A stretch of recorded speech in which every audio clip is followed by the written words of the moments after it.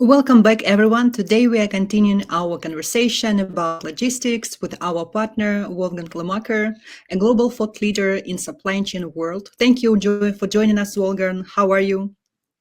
All good. All good. Thank you very much. Yeah, thank you, thank you. So, as I mentioned, today's episode all about the future of supply chain in 2026, what's staying, what's changing, and what companies can do now to be ready. And let's start maybe with a wide angle. Every year we hear some buzzwords, but only a few changes actually shape how the supply chain operate from day to day. And what key trends do you expect to define the supply chain in logistics sector in 2026? The beauty of big trends is that they last for a long time. So I would like also to focus on them, on what we have seen over the last years. The uh, the secret sauce is in the detail. So the big trends which we have experienced over the last 15 years is definitely volatility and uncertainty. uh, Yeah. those two haven't left us since the global financial crisis. They came with bigger force and less bigger force, but they were there. And I expect next year to be as exciting as this year. The big trends which I was referring to are the three Ds, which Mhm. is in fact digitalization, decarbonization, and decoupling. And immediately we realized that all the three have changed with 2025 and will continue to change in 2026. In the area of digitalization, we will see the evolution from automation to agency. And Mhm. everybody knows what we are talking about, which means that we will get support. We will get a lot of AI agents that will help us to orchestrate supply chains. In the area of sustainability, decarbonization, we will probably see a two-speed race. Some countries uh, see slow down. We have already seen that in 2025. We also saw some challenges in the maritime field regarding the IMO.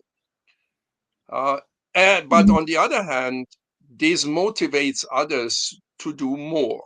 So there will Yeah. be a acceleration on one side and a deceleration on the other side. Brings us to the last one, which is decoupling or geopolitical challenges.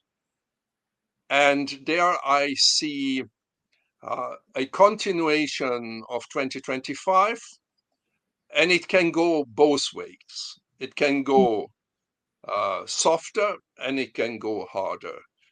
I think only time will tell. Yeah, yeah. Got you, Volna. So, like, actually, I totally agree with you that the trends that we have that were started in 2025, they will be like continuing in 2026, maybe evolving a bit. Especially, I believe in the direction of the 3Ds that you mentioned. Especially, I believe in digitalization and decoupling, and I believe the decarbonization also the trend. I believe still will be growing in that direction as well. So, yeah, got you completely. And moving to the next question, I believe like a little bit like a tricky part is, yeah, knowing that the trends isn't the same as being ready for them. Yeah, plenty of the teams see what's coming and still got caught off guard. Yeah, and how can organization make sure that they are prepared for the upcoming year? Let's build on what we just discussed. When we look at the field of digitalization, we could anticipate a year of experimentation, of strong experimentation. While many have been sitting on the fence beginning of the year, I believe that some will come off the fence and want to see what is in it for them and experiment with the possibilities of AI. And that means being close to vendors, being close to experts, um, being close to companies that have implemented AI-powered solution to understand what must be done, what can wait, and how things can be done. On the sustainability side, it's probably more a message of hope. Nobody is forced to save the planet or Yeah. do something about the climate. But I think that everybody who wants to build human capital, a reputational capital down the road should continue to go that way and invest in making our industry and the economy more sustainable. And this doesn't end with the environment, of course. Sustainability is also about protecting our people, developing our people, and respecting in the appropriate way human capital. Yeah. On the geopolitical side, we have discussed this during the year, even end of last year, intensively. It's about awareness. It's about information. It's about awareness about what is happening outside, but also what have we inside? Where is our inventory? Is it moving? Is it stationary? So digital twinning has been kind of my mantra during 2025, and I will not let that go. So visibility on internal and external affairs is what prepares companies best. And overall, it is not about, let's say, building the super digital machine.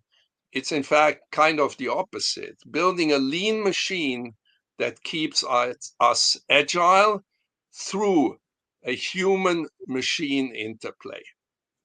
Yeah, that's true. That's true, Wolfgang. And actually, I can say, like, regarding the awareness, regarding what's going on within the country, within the geopolitical landscape, and also the insights that you have within, let's say, what's going on within your company, yeah, and what's going on within the market. This is something that could help the companies be prepared for what's coming. And I believe, like, the testing, checking what's working for them, what's not working for them, also will help to adapt to what is coming in the 2026. So that is why I really understand what you're talking about. And moving forward, maybe let's talk a bit about technical side of the logistics and supply chain, because I believe like 2026 will be like really big year for let's say what do we actually use these tools, let's say, to do we usually just only talk about some kind of tools. And that is why, what role will technology play in shaping 2026 in supply chain landscape? This is the question that I have. We already touched it a little bit, but maybe you can add on a little bit on this direction as well. It is clear that agentic AI will open new doors, and experimenting is only one thing. There is a lot of agentic AI which will come on the back of existing vendors. Probably everybody has reflected on whether the legacy systems in place are still fit for the job. I believe this reflection is super important this year, and I believe that we see a leap in software development, in new solutions, and overall, this is something which can definitely help to deal with, let's say, environmental challenges, even human challenges, and the geopolitical situation. On the sustainability side, there is a lot we can do. We also need to have a good balance between machine and human. If we go too fast and too strongly down the machine path, we might get some trouble on the human side. So here it's more about using technology which keeps people excited, in particular the younger generation, which speaks also for an upgrade or bringing in next generation technologies. But on the other side, never forget about the human factor, and that the first consideration should always be people. And this is not only important for the organization itself, but also for customers. We see more and more integration, and the digitalization drives it downstream and upstream. So it means also we have to reflect on this balance when we think about customers and we think about partners. And of course, the proper integration will help us to deal with the challenges. And also clean tech will continue to play its role. And geopolitically, there is a lot to gain when we have the proper data, when we have the proper tools that allow us to continuously sense what is happening. And probably this is also a criteria. We should not think about anymore in ad hoc and in regular, repeatable cycles. We need to think about the continuous use of technology. Technology is there every day. We will have the possibility to do continuous business planning, which we Yeah. never had before. And because of the capability to deal with massive data, we will also, if we do it right, reach unprecedented levels of accuracy. That's true. That's true. So actually, regarding like the planning, the continuous planning, especially, this is something that I believe will really bring more effectiveness into every direction that the company is going, whether it's like tech, operations, everything that is connected with it. And I believe like supply chain will benefit from this kind of approach in moving forward, especially with like everything that is like influenced in this direction. And moving into also like continuing the tech side of the question, so we know that not every company every company has like possibility yet to get a fresh technologies, fresh tools, or maybe have like big transformation budget, or actually like the luxury even like replacing the legacy systems that they have. So for these kind of companies with like limited budgets or legacy system, what could be like the practical steps that will help them to stay ahead of some difficulties, disruptions that may come up in 2026? Before talking about any investment in technology, one should think about data. So the focus could be on sorting out the data factory. So how can a company use day-to-day resources to, in a continuous approach, sort out and structure data? Uh, when we think about agentic AI, we have, of course, a tool that can help us to get more structure in our data. And that must not be a big investment. So it's not about replacing our systems. It's probably turbocharging some systems, overlaying some systems to make them better. So this is one thing. When we go down the road of replacing or implementing new solutions, I always think we need to start small and where we have the highest impact, or at least a high impact. Yeah. Not doing five things, one thing.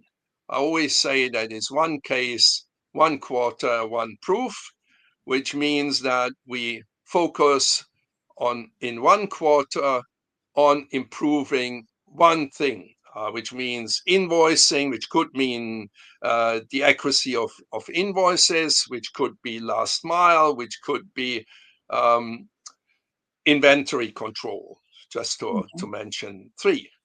So, and my third point is, in fact, investing in people. Oh, and I make a very provocative statement, and I have made that several times. If we invest $1 or €1 in technology, we also should invest €1, $1 in people. Yeah. And I believe that making the people part of the journey helps even companies with very limited resources to get a long way and get extra miles out of the people that get excited. And we should also not forget that we need to deal with the concerns and the fears as well. So the third is the interplay between machine and humans. Make this a recipe for progress and a cultural element of excitement. Yeah. So this is like a really strong point, and I believe like even from this perspective that people usually could be biased about the technology, but making them involved and involved in the beginning of this process, educating them. So this is something that with the companies with a limited budget can bring them far ahead comparing with the companies who even have the budgets for this kind of transformation, because people usually, if they're interested in, they can bring like more efforts, more value into the processes that are under the change, under the transformation. So that is why a really great point, Wolfgang. Thank you. And the last question maybe that I had for today is the question behind the every roadmap. Some companies gain speed next year and the others will fall behind. Same market, same disruptions, but totally different outcomes for them. And which factors will make the biggest difference between companies that will succeed and the companies that will be struggling the next year? As somebody has said, that it's not anymore that the big eat the small, but the fast eat the slow. Yeah. I believe in times of massive acceleration, deceleration, uncertainty, volatility, and we'll see a lot of this next year as well. It is very important to learn quickly, to unlearn quickly. So speed is a very important factor. The second is the being light, being lean, being agile. This is not about massive investment in technology. This is about the right choices. And the Yes. right choices for me is build systems that are adaptable, that are easy to handle, that are very reactive, that are easy to upgrade. Means also, again, we start small, we experiment, we drop learnings, we drop experiments, all this, but that means we need to be light. Yes. And the last one is that we need a cultural change. We need, based on what I said before, based on speed, based on being light and agile, we need to build this nimble, curious, open culture. And this will distinguish the leaders from the followers. Yeah, that's totally true, Wolfgang. I completely agree with you. So I believe, yeah, that 2026 will be the year for whom not has like most of the tools or biggest budget, but the one who has like really adaptive and fastest decision and flexible in the way that help to stay them, let's say, responsive to what is going on the market. Yes, so that is like the key points that you highlighted. I totally agree with them. So Wolfgang, thank you so much for joining us and sharing your perspective on the future of supply chain in 2026. It has really pleasure to speaking to you and discussing the points that we covered today. And to our listeners, if you enjoyed this episode, don't forget to click subscribe and leave a review. And if you share it with someone who is in operations, logistics, or IT, and who is planning right now the 2026, please share. And until the next time, please stay curious, prepared, and keep your supply chain ready for real life.